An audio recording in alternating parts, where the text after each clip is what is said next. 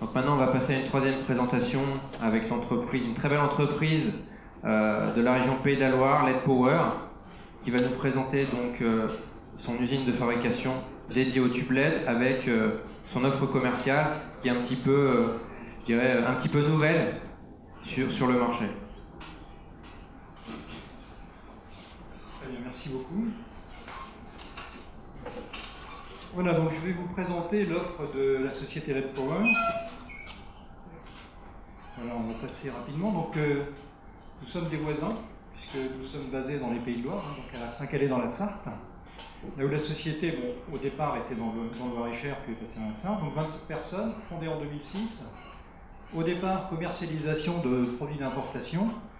Et puis, pour des raisons de qualité, donc réindustrialisation en France, donc un pari pas facile à la base, pour concevoir, développer, fabriquer et commercialiser des produits d'éclairage à LED, et principalement le tube, le substitut du tube fluorescent dans un premier temps, donc le marché du relamping, voilà, et ensuite donc les autres marchés qui viennent. Donc ce produit a le label Origine France Garantie, donc c'est vérifié par le bureau Veritas tout de même. Donc 70% de sa valeur est française. Voilà. On a bien sûr des composants qui viennent de l'étranger, puisque la microélectronique française a quand même déménagé beaucoup dans les pays d'Asie. Voilà, donc pour passer ensuite, donc, bon, nous sommes certifiés ISO 9001, nous sommes une vraie société industrielle, et nous nous revendiquons de société industrielle, avec des moyens de production basés donc à Saint-Calais. Donc on est obligé de faire voir cette diapositive pour vraiment faire voir que nous fabriquons réellement, nous ne faisons pas simplement de l'assemblage. Donc une capacité large qui nous permet d'offrir ces moyens à certains de nos voisins, amis, partenaires de l'éclairage. Et donc nous fabriquons également des sources lumineuses, ou du moins des éléments de source pour nos confrères. Pour une petite société, 1000 m², voilà, basée donc à Saint-Calais. Bon, des moyens de développement, alors moyens assez simples, mais que nous partageons avec d'autres confrères également.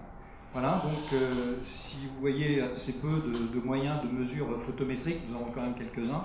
Par contre, nous avons des moyens de développement mécanique qui permettent de partager des moyens. Structure des plus simples, voilà, donc une organisation par pôle d'activité, marketing, innovation, technique, production et puis les supports. Voilà, il y a 27 personnes. Donc cette certification ISO 9000. Alors, c'est là où tout se joue. Donc aujourd'hui, dans l'éclairage, il y a environ 250 millions de tubes fluorescents installés en France. Donc un marché du relamping, du remplacement qui est important. Et notre existence ne peut être que par le service que l'on apporte. Il a été dit que donc on fournit bien sûr de la lumière, c'est pas simplement des tubes fluorescents. Donc c'est un service avec une réactivité des produits de qualité et de performance. Donc nous offrons donc bien sûr des solutions à base de tubes, mais qui vont permettre d'atteindre des objectifs en termes d'éclairage, que ce soit en relamping pur, c'est-à-dire en substitution de tubes fluorescents dans des luminaires existants, sachant que la photométrie, sachant que le luminaire proprement dit a très très peu d'importance, puisque le tube est lui-même un luminaire, puisqu'il envoie la lumière directement dans la direction où on veut éclairer. Donc les réflecteurs, dans beaucoup d'appareils, je ne dis pas dans tous bien sûr, mais dans beaucoup d'appareils n'ont plus aucune importance, puisqu'ils n'ont rien à réfléchir, et que la photométrie du tube est déjà l'élément essentiel de la photométrie. Alors, le moteur de tout ça, c'est bien sûr l'économie. Donc l'idée, c'est de faire des économies financières qui vont être dues à l'économie d'énergie, puisque de manière très simple, quelques chiffres à se rappeler, la consommation d'énergie va être divisée grosso modo par deux, un peu plus, mais sans y adjoindre des systèmes plus sophistiqués qui peuvent également être ajoutés, systèmes sophistiqués, disons des systèmes ne serait-ce que des présences, des détecteurs de présence dans un entrepôt où des gens viennent régulièrement mais avec une très faible durée de présence, et à ce moment-là on peut augmenter les économies et atteindre ce qui a été présenté juste avant. Voilà, donc on peut atteindre jusqu'à 80% s'il y a un taux d'utilisation qui est faible, fréquent mais faible en durée. Voilà, bon éclairement, donc on arrive parfois à à redistribuer la lumière. Hein. C'est pas que l'on produit 3 fois plus de lumière ou plus de lumière, mais souvent dans ce service qui est rendu à ses clients, c'est de refaire des nappes d'éclairage qui ne sont pas obligatoirement homogènes, mais qui sont adaptées au travail qui est fait dessous. Un atelier est souvent à l'heure actuelle éclairé de manière homogène, y compris au-dessus des zones de stockage, de la même manière que sur les zones de travail. Et là, il est bien sûr important de pouvoir réduire à un endroit, mais de réduire. Voilà, allumage instantané sans perte de durée de vie. Et puis maintenant, se réduit. Il est vrai que la durée de vie des tubes à LED, enfin de la LED en général, et si les électroniques sont bien faites, est beaucoup plus importante, et donc il y aura beaucoup moins d'intervention. Ensuite, un effet environnemental, bien sûr. Bon, il est clair que la consommation d'électricité va être réduite, donc l'empreinte carbone de l'éclairage va être réduite, mais également le fait de fabriquer à proximité, c'est comme pour tout autre produit, eh bien, un tube fabriqué en France, distribué en France, aura un bilan carbone qui sera 3 à 4 fois inférieur en fonction du taux de transport, du moyen de transport, par rapport à un tube d'importation qui vient d'Asie. Voilà, donc c'est recyclable, vos tubes sont réparables, bon, il y a un brevet qui fait qu'en fait il est entièrement encrypté, connecté, interconnecté, donc il n'y a pas quelqu'un qui à la fin vient avec un poste à souder, faire des soudures de câbles. Donc on peut le déclipser, on peut le réparer, on peut faire des choses avec, et surtout dans notre cas on peut l'expertiser à chaque fois qu'il y a un retour. Et puis les performances, donc il est bien entendu que ces éléments ont une grande longévité, et s'ils sont bien faits, peuvent durer longtemps, donc nous assurons des garanties de 6 ans sur ces appareils. La répétitivité des performances, ils sont fabriqués dans un principe industriel où tout est tracé. C'est-à-dire chaque tube est numéroté, chaque tube a été testé individuellement et ses caractéristiques sont stockées sur une base de données, mais également les éléments qu'ils constituent, alors pas le composant proprement dit bien sûr, mais les sous-ensembles, carte LED, driver, sont également identifiés, tracés, et les performances sont répertoriées. Puis en termes de sécurité, ça a été évoqué, donc il faut bien sûr que ces appareils répondent aux normes, notamment aux normes de sécurité photobiologique, qu'ils soient sans risque électrique, voilà, qu'ils n'apportent pas de risque d'incendie, et donc il est bien entendu que dans ce cas-là, une attention particulière est apportée à la conception électronique de manière à ne pas avoir de perturbations sur les secteurs qui seraient sans importance pour un tube qui fait quelques watts ou quelques dizaines de watts. Mais lorsque vous en installez 8000 dans une usine, vous imaginez le cumul des harmoniques que vous pourriez avoir. Et récemment, donc sur la presse écologique, on va dire, certains disaient mais quand les tubes à LED, quand les LED seront partout, quel sera le secteur? Donc EDF, que dira-t-il? Évidemment, les tubes bien faits n'ont pas de problème. Voilà, alors juste quelques petites vues, mais on va faire très rapide. Voilà. Voilà le spectre d'un tube fluorescent, vous voyez à gauche, donc un spectre en rayon, on émet sur différentes longueurs d'onde. Un tube à LED, donc au départ, la LED bleue, donc on voit une luminescence, et ensuite les luminophores qui permettent d'émettre sur un spectre du visible. Moins d'UV, enfin, pratiquement pas d'UV, pratiquement pas d'infrarouge non plus, donc on ne va pas chauffer, on ne va pas avoir d'éléments comme ça. Et vous voyez un spectre de la lumière du jour, et vous voyez que le spectre de la LED ressemble beaucoup plus. Alors on n'est pas encore tout à fait à la luminothérapie, mais pas loin tout de même quand on éclaire avec de la LED. Voilà. Alors ça a des effets physiologiques sur les utilisateurs, et les retours que l'on a dans les ateliers, principalement dans l'industrie, c'est dire eh bien, le personnel se sent moins fatigué, le personnel a moins de maux de tête. Alors ça, c'est une accumulation de choses, c'est-à-dire quand on voit mieux, avec une meilleure qualité de lumière, c'est-à-dire avec des IRC qui sont bien meilleurs, le geste est plus précis. Et donc si on ne répète pas le geste, eh bien ma foi, il y a moins de fatigue. Lorsqu'on n'a plus d'oscillation de la lumière, eh bien ma foi, on n'a plus de réflexion sur les écrans qui eux-mêmes n'ont plus ces problèmes d'oscillation. Et par contre, on a moins de maux de tête. Voilà. Donc c'est des retours que je n'écris pas, mais qui nous sont apportés par nos clients. Voilà, des économies significatives, de l'ordre de 60%. Voilà, et puis des offres qui sont complètes. Bien entendu que certains endroits, on ne peut pas modifier des luminaires, sinon on changerait complètement la photométrie, notamment avec des luminaires étanches, puisque la vasque va avoir une importance significative. Dans un luminaire tel que celui-ci, où c'est complètement transparent, il est bien clair qu'on utilisera simplement la photométrie du tube, proprement dit, puisque c'est le seul élément qui va être en direct vers la zone éclairée. Voilà, donc fourniture de tubes français, de luminaires français de préférence également, ou du moins européens. Voilà. Fourniture des éclairages. des études d'éclairage, des retours sur investissement, et puis également tout ce qui peut être spécifique, d'études liées à l'agronomie pour favoriser la pousse des plantes, ou alors dédiées à un éclairage particulier dans des magasins par exemple. Alors les domaines d'application des tubes, c'est partout où vous voyez des tubes déjà. Donc c'est les entreprises, voilà, en relamping, ce sont les magasins, pas sur la zone d'accentuation, mais sur les éclairages d'ambiance, les éclairages de nappe.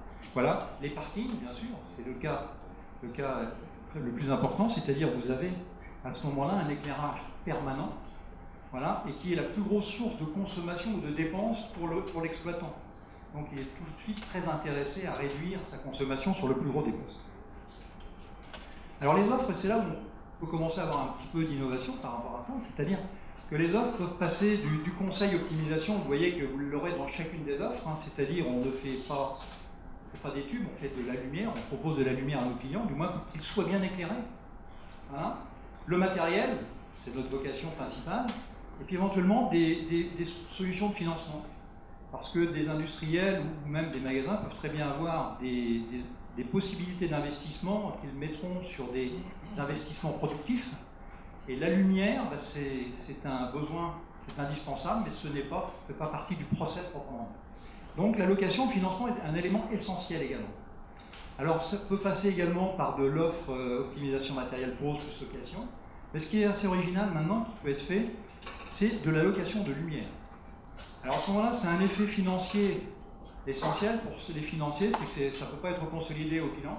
Voilà, donc là, on loue de l'immatériel, et quand on fait une location-vente d'un produit, en général, tous les financiers vont vous reconsolider, vont vous retraiter votre bilan, comme on dit, et vous remettre ça dans vos investissements, alors que là, on n'est plus du tout en investissement.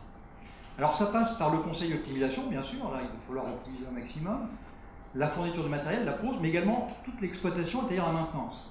Et alors, le client, dans ce cas, se retrouve avec, je dirais, je vais passer rapidement là-dessus, des solutions qui vont être complètement différentes en termes de dépenses. C'est-à-dire quand vous investissez, vous avez la première année, bien sûr, un effort financier à faire qui va en fonction du retour sur investissement, c'est-à-dire du taux d'éclairement que vous allez avoir, mais également du prix d'électricité que vous payez. Tout le monde ne paye pas le même prix son électricité. Vous allez retrouver avec ce que l'on appelle le retour sur investissement qui sera plus ou moins long.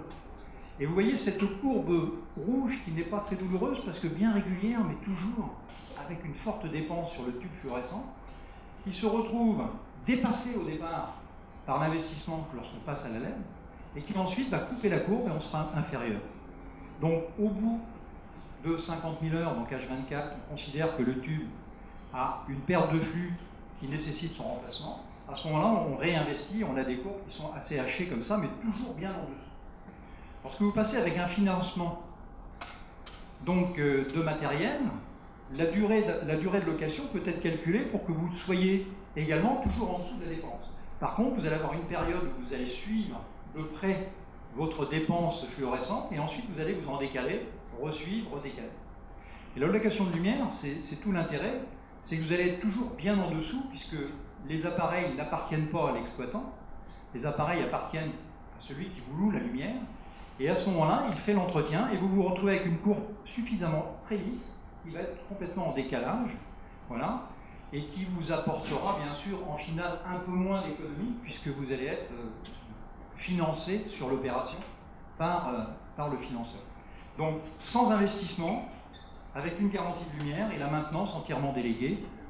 C'est déjà un système qui se fait sur d'autres procédés. Certains louent leur vapeur, certains louent leur air comprimé dans les grands sites industriels. C'est des choses qui se font, mais maintenant ça peut se faire pour la lumière. Voilà, vous parliez de qualité, donc ça a été évoqué par la FE tout départ. Donc aujourd'hui, les tubes, pour être même confortés par EDF Optimal Solutions qui est présent ici, ont été validés pour EDF Optimal Solutions. Et je dirais que EDF nous a poussé à avoir des tubes de grande qualité. C'est-à-dire, pour être référencés, il fallait que nous atteignions des niveaux de perturbation secteur qui soient les plus réduits possibles. C'est ce qui a été fait, c'est ce qui a été validé, ce qui est compilé sur des fiches par des organismes extérieurs. Voilà. Et toutes ces certifications sont faites par des laboratoires indépendants, même si nous avons nous-mêmes nos mesures, hein, bien sûr, quand nous avons les développements, nous avons ces mesures, mais ensuite c'est fait en extérieur, bon, avec des gens comme Emitech pour les perturbations électromagnétiques, avec le CSTB pour la photométrie, des choses de ça. Voilà. Une vue rapide du processus de, je dirais, de traçabilité, puisque c'est quand même une des originalités. C'est-à-dire donc que vous réceptionnez des matières ou des semi-produits, voilà. Ensuite, vous faites des assemblages, vous numérotez, vous identifiez, vous voyez ces codes barres qui apparaissent, ces codes barres qui apparaissent ici sur les cartes qui sont ici. Vous générez des tubes, vous allez créer également des numéros sur les tubes que vous apercevez ici. Vous allez donc les contrôler, enregistrer les informations, vous allez faire des cartons, numéroter ces cartons, donc ces emballages minimum de 5-25 unités. Et lorsque vous allez livrer, vous allez scanner les cartons qui partent. Vous allez savoir quels sont les numéros de tubes qui se trouvent dans les cartons. Vous allez savoir quels sont les numéros de driver, quels sont les numéros de carte LED et les performances de tout ce monde. Voilà. Et vous savez que ce jour-là, la garantie démarre. C'est également bien sûr un élément qui n'est pas simplement pour le client, mais pour nous, pour gérer nos garanties. Voilà. Donc des références. Donc le relamping, c'est un marché qui s'épuisera dans quelques années, bien sûr, hein, puisque à un moment, les luminaires ont atteint l'âge de la réforme. Voilà. Et puis, des nouvelles technologies arrivent. Donc, il est bien entendu que nous développons également des nouveaux produits pour l'avenir. Je vous ai parlé simplement ici du tube fluorescent, le relamping, avec des possibilités de réalisation d'installations sans financement. C'est-à-dire, aujourd'hui, vous pouvez faire des économies. C'est le meilleur placement, aujourd'hui, que vous pouvez trouver. Si vous avez besoin de lumière dans vos locaux, passez à la LED. Vous n'allez pas investir, vous n'allez pas sortir d'argent et vous allez faire des économies, tout en ayant une meilleure qualité de lumière, voilà, un meilleur confort pour votre personnel. Quelques petits retours d'expérience, quelques petits rex, voilà, des magasins faits, un Carrefour, 2100 m². Alors j'ai mis des watts par mètre carré, parce que c'est comme ça qu'ils comptent dans les magasins, j'ai pas mis par watt par mètre carré par 100 lux. Mais bon, on pourrait encore améliorer l'affaire. Voilà, alors quand vous partez du spot dur pour mettre du tube à LED, bon, c'est sûr que vous allez me dire c'est facile. Voilà, c'est vrai que ça consomme beaucoup, ça éclaire moyennement. En termes de répartition, bon bah voilà, un magasin, vous passez de 350 lux, bon, mal réparti à 1000 lux et vous économisez de 24 watts au mètre carré, vous passez à 12 watts au mètre carré, donc vous divisez par 2 la consommation et vous faites à peu près 10 000 € d'économie sur un magasin. Voilà, donc si vous partez de tube fluo vers tube à LED, ben, on est dans les 50% d'économie, voilà, et donc sur un magasin, on va faire 8 500 €, c'est un peu moins coûteux, un peu moins vorace en électricité, le fluo. Voilà. Alors là, bien sûr, si on part sur du sodium, bon, on n'avait pas une bonne qualité d'éclairage, par contre, ça a un très bon rendement, quoi. Donc ben, on se retrouve avec des ratios qui sont moins favorables. Par contre, on a gagné énormément en qualité de lumière cette fois-ci. Voilà, vous voyez, on est à 3700 m², on gagne de 4500 €. Donc là, le gain, c'est beaucoup plus sur la qualité. Et puis une usine, donc bah, j'ai mis le même nombre de luxe au départ, parce qu'ils n'avaient pas fait les mesures, ils ont fait eux-mêmes. Bah, là, vous divisez par 2 sa facture d'éclairage, et voilà, donc 31 000 € sur une usine de 10 000 m², donc ça, on commence à parler sur des valeurs importantes. Et voilà.